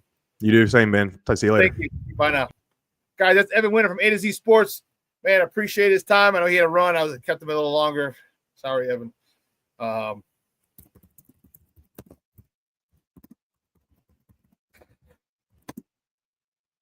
Wrong one. Let's see. So What did I say? 27, 24.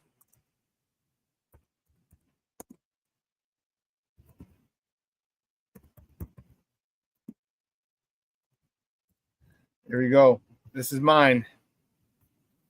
27-24, Eagles. Fly, Eagles, fly. The only bad part about it is that Eagle fans are such jerks. They are such jerks. I think they feel they need to be jerks to live up to a certain standard. They're jerks. You see a whole bunch of visiting colors or jersey, man, they'll still off you. They'll fight you. But I'm done. Brian, yes, I'm done with the freaking Swifties. Mondo, leave us Swifties out of it. Hey, you brought it. You came in by yourself. We didn't want you here. James Ford checking in. What's up, Papa? Good morning. Cornelia says, I want Mahomes and Andy Reid to make history. Okay. That's cool. I don't. If they weren't such little diva, they didn't get all the little calls. You know what I mean? Like, if there's a style, there's a style of football that I love. Okay, you go back to the 90s with the Cowboys. I love that style. They're punching you in the mouth. They were punching you in the mouth and taking that shit. That's the kind of football I like. The Eagles are going to punch you in the God-blessed mouth. We got Saquon. We got the best offensive line in football. We got Saquon Barkley running behind the best running back in football. Running back behind the best offensive line. Oh, it's on now.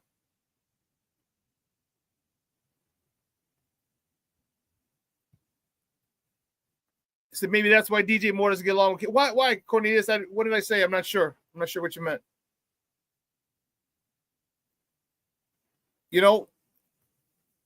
There's a way, and I understand that everybody wants the touch, the passes, the quarterbacks, and blah, blah, blah, blah, blah, blah. But football is a blocking and tackling game. And when you wear your opponent down, when you win by attrition, by just wearing them down and they give up, that to me is dominance.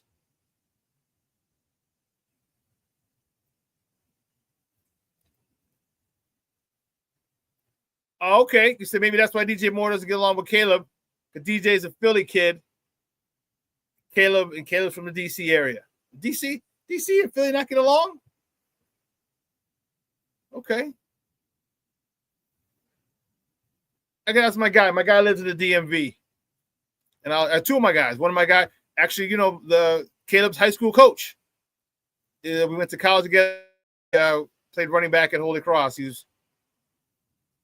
were in the same running back room. And then one of the basketball players at Holy Cross who graduated with me now lives in the DMV area. So I'll find out if DC doesn't really vibe with,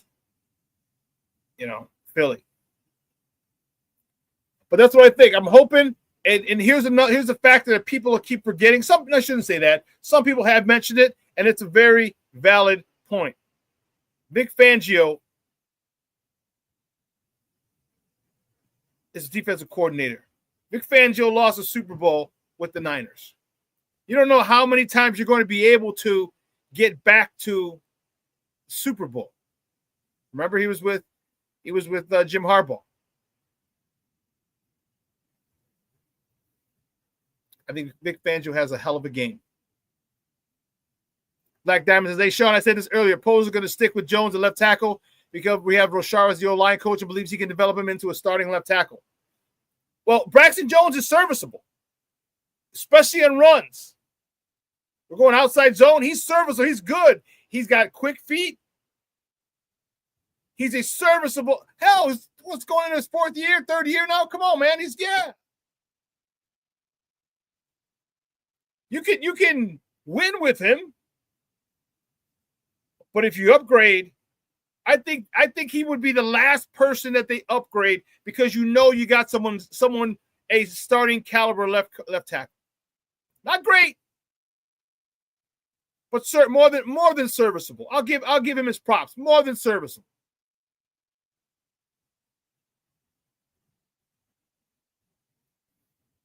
Yeah, I think left tackle is the last spot that they address on the offensive line. And it might not be till next year. You might pay Trey Smith. You might pay Dahlman, the center, and you might draft the left guard. Unless you think Kirana Magaji is a dude that can really be a left guard. But then, what about an edge? What about an edge rusher? Because if you're able to get in free agency Smith and Dahlman, now that opens up a whole lot. And someone talked about Ashton Jeanty at 10. I still don't think you take Ashton Jeanty at 10, even if you get 2 more offensive linemen. I think you can get good value in the 3rd and 4th round with the running backs. If that's the case, I say you go get an edge. I say you go get a stud DT. I know Mason Graham ain't going to be there. That's for damn sure at 10. Ain't going to be there. That's for damn sure at 10. So, who do we go get? Or do you just say, fuck it, and I'm going offensive line. I'm getting stud offensive linemen, as many as I can at 10. Or with 10 and then my second rounds. If you get a right guard and center in free agency, you get that left tackle. But is there a left tackle that you want to take at 10? That's the question. Talking Will Campbell, okay. They're talking about making Will Campbell, moving him to guard and leaving Braxton at tackle. I'm okay with that too. But here's the thing. If you draft Will Campbell and Kirana Magaji plays well at guard, well, man, now you can bump Campbell out to the tackle. They're talking about his arm length is questionable. Let me tell you something. When people make shit up, it bothers me.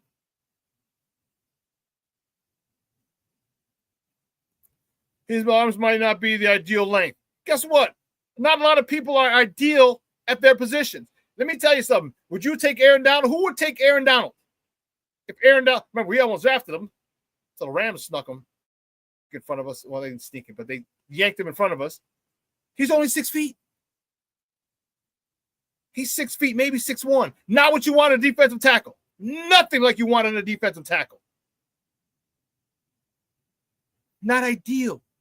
It's not about the size. Don't spare with me the numbers. Spare with me the stats. He's only 6 feet. His arms are 2 inches short. He's this. He's that. I don't give a shit. Show me the tape. Show me the film. Let me watch the film, and I'll determine whether or not this guy can play. I don't give a rat's ass if his arms are an inch short. Chris Zorich was a phenomenal player. John Randall was a phenomenal player. These guys are 6 foot and under. We're not talking 6'2", 6'4" defensive linemen. These guys can play. It's about the mentality. It's about your heart.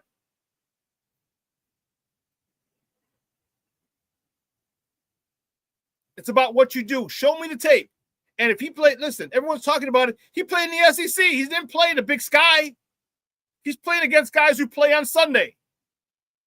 He's playing against guys who are going to play on Sunday. And if he can dominate at that level, I have no problem with it. I couldn't care less if his arms are 2 inches shorter than, Tell him, Carl. Women don't care about me being a couple inches short. Your performance speaks for itself. That's what I'm talking about. Do you show up when it's game time? Are you a gamer or not? Obviously, Carl is a damn gamer. And so is Will Campbell. So don't come at me with numbers. I'll tell you, the guys who just come on today, don't come at me with numbers. Do not. Do not. I played this game a long time. I coached this game a long time. Don't come at me with numbers. Now, if you want to come at me with film, we can talk film. Cool. Let's talk film. Let's break down film together. That I can do very well. But don't give me numbers when you got a guy who's got a motor, when you got a guy who has heart, when you got a guy who's trying to get his grandmother out of a 1,000 square foot apartment house with a leaky roof. Don't tell me about numbers.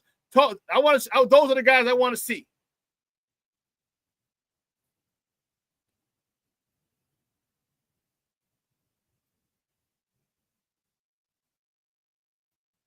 Cornelius says, Darius Alexander will make you change your mind. Where's he from again? I know you put it up here.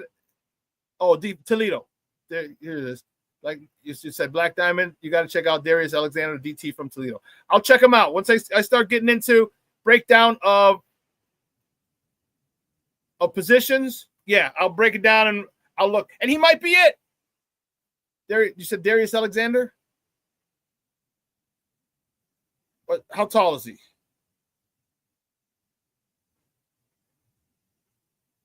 American football player. Here we go. Let's see. Third team ESPN. They'll give me his height and weight and everything. 6'4", 310. Okay. Okay.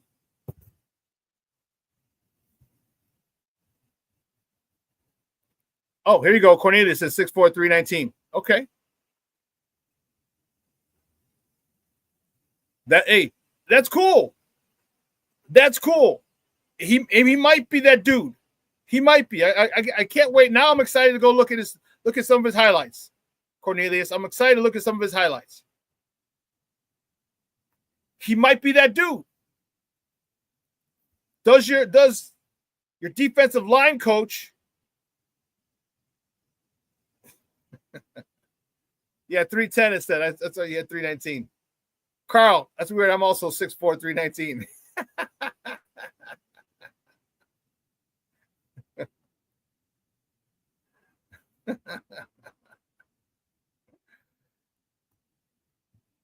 But that's what I'm talking about. Like if you get a guy that you feel, and here's the one thing but here's the problem. Ryan Poles can feel that this guy's the dude, but Ryan Poles got to stop drafting guys who he thinks are projects. This guy can't be a project. Your first and second round picks can't be projects. They got to be winners. They got to be immediate contributors. Third round need to be in a rotation. They need to contribute to this team year one. Third rounders. After that, okay, if they don't contribute first round, that's fine. We can develop. Or rounds 1 through 3, no, they got to be contributors. One needs to be a starter. Second rounders need to be impactful in the rotation. Third rounders, same thing. Second rounders could be starters as well. All right, like Trey Smith. Trey Smith didn't start. He was a 6th rounder. Why? Because of the health issues. If you got blood clots, that's a whole nother thing. You can get rid of blood clots. It's all diet. It's really all it is. That's another podcast. That's another podcast. The health and eating podcast.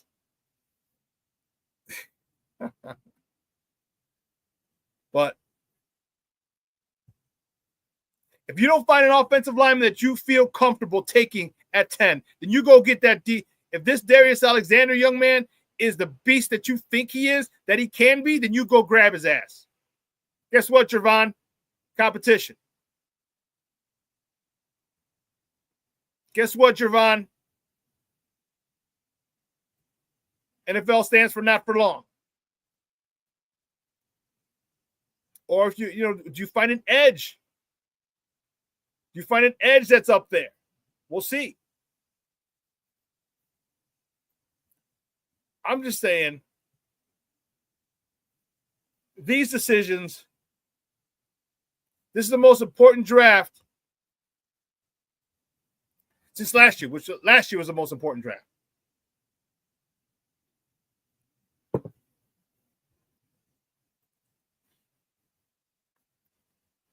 Carl, thoughts on Mason Graham? I think he's a first ballot Hall of Famer. Well, let's let him play in the league first. Let's worry about him getting. Let's worry about him playing first, getting drafted. See how he plays. I think he has all the tools and the potential. But let's see. I love the fact that he's a Big Ten kid. All right, he played against top competition. All right, he was on a national championship team 2 years ago.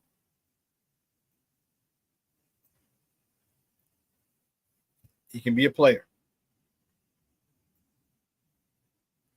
I am very reluctant to say anyone's a first ballot Hall of Famer in college.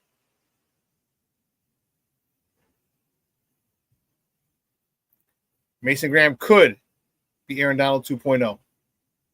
Well, that's a pretty big footprint.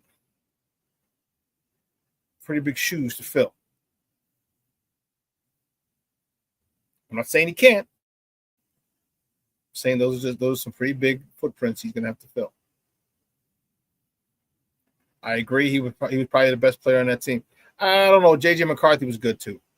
And let's not get it twisted. The reason J.J. McCarthy didn't throw the ball around the yard because he could. J.J. McCarthy has a cannon. He can throw that ball all over the field. The reason they didn't, Jim Harbaugh. They had two good running backs. He wanted to run the ball. So I think J.J. McCarthy's going to have a really good career in the NFL because he can throw that ball. He said, I feel Abdul Carter and Mason Graham are 1 and 2 of this year's draft. It could be. It could very well be.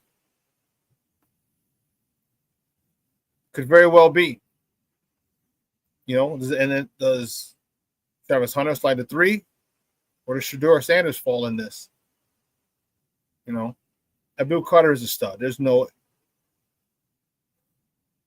That dude is a monster. That dude is a freaking monster. And if there's any way the Bears could jump up and get him, I would. Anyway, I would.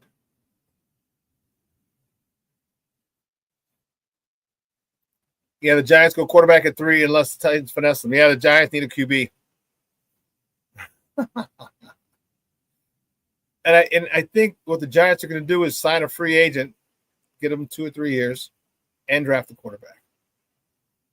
Right? Because you see what happens.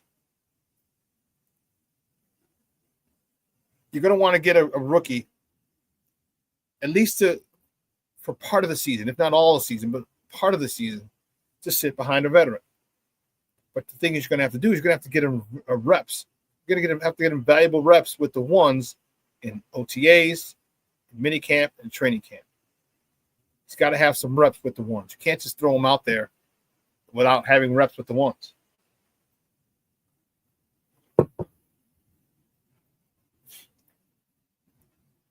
You know.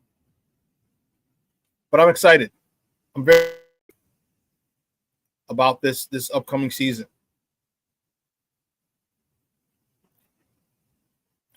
Talking to Justin in New York. No, they talked about, I didn't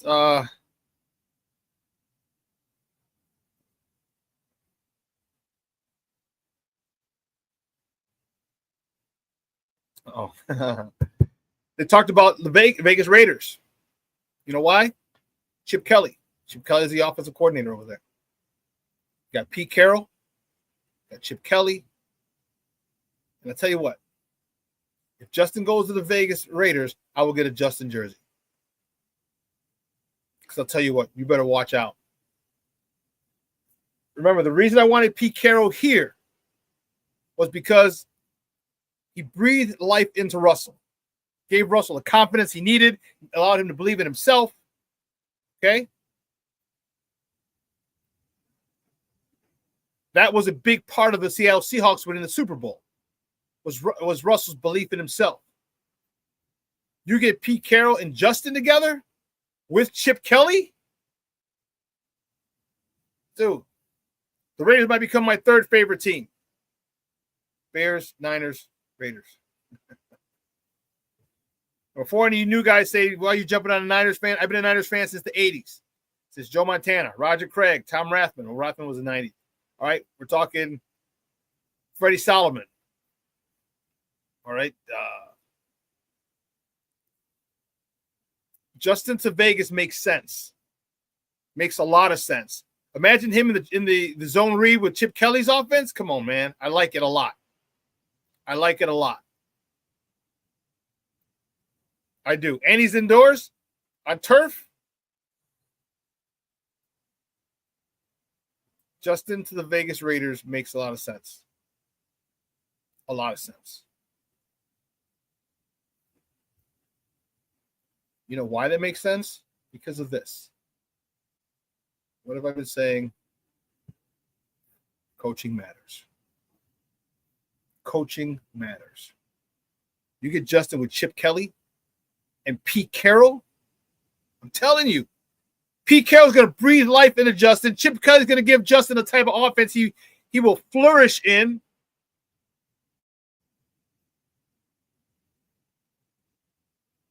But I digress. I'm going to leave this up there. I'm going to leave this up there just because.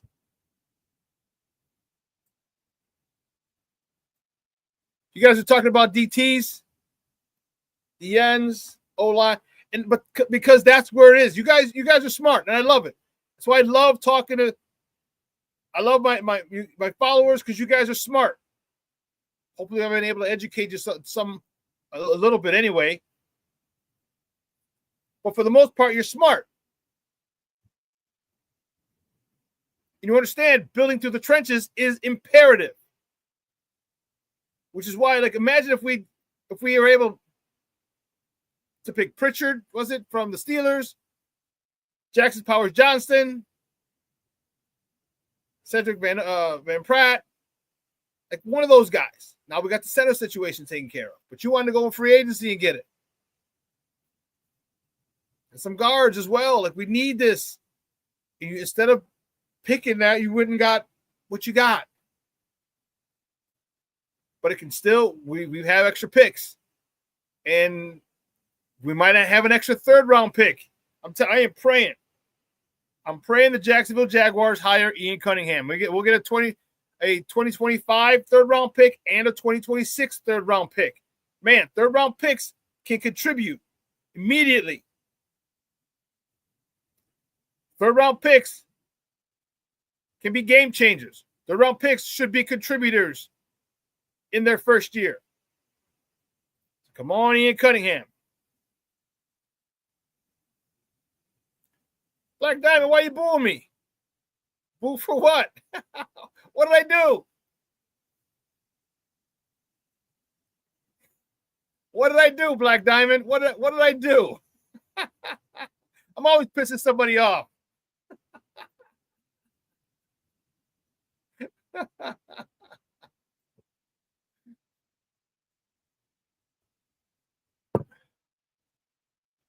But don't get me wrong. I think this team is the Bears are in a good spot. I think the Bears are in a really good spot. It's just when you see certain things. Remember last year I was like, come on, man, get some offensive linemen, get this. You gotta build, you gotta help. Nothing. Yeah, because we got 4 in the top 100. Is that we got 4 in the top 100? Yeah.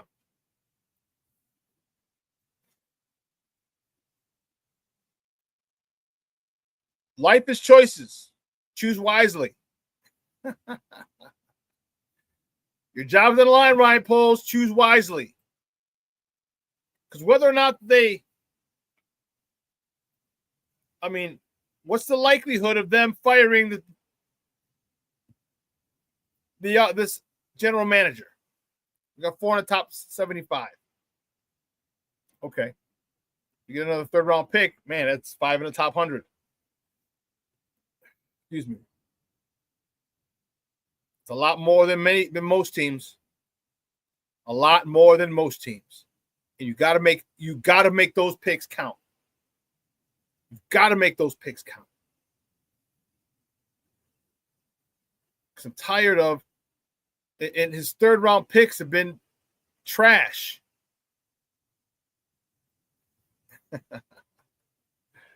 Mondo says, bring Mac back.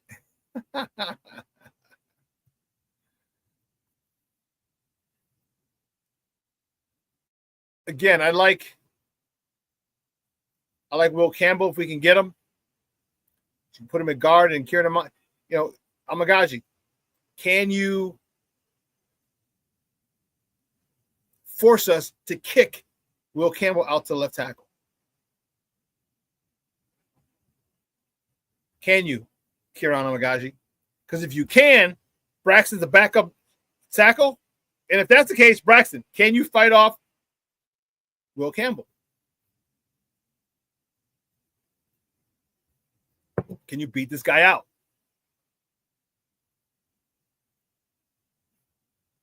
Interesting. Hillman Jr. with a little bit of levity. I don't know. Another note: the Shamrock Shake is back.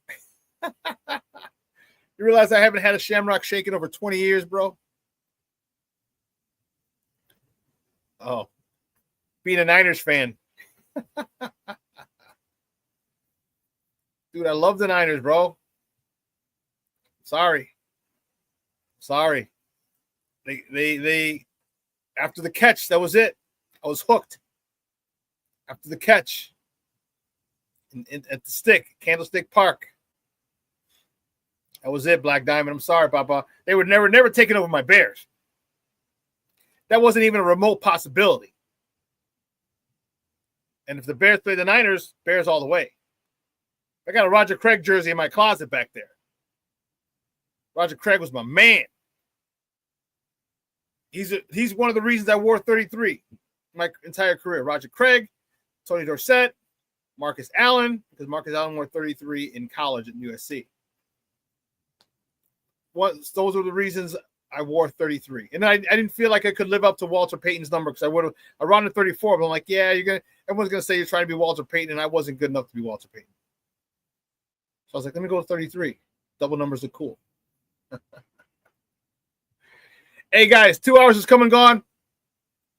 I want to thank my guest, Evan Winter from A to Z Sports, for coming on, talking Bears with me. I want to thank you guys. Man, this chat was lit today. It was lit. So I'll ask you this. For all the new people, do me a favor. Follow Sports Zone Chicago.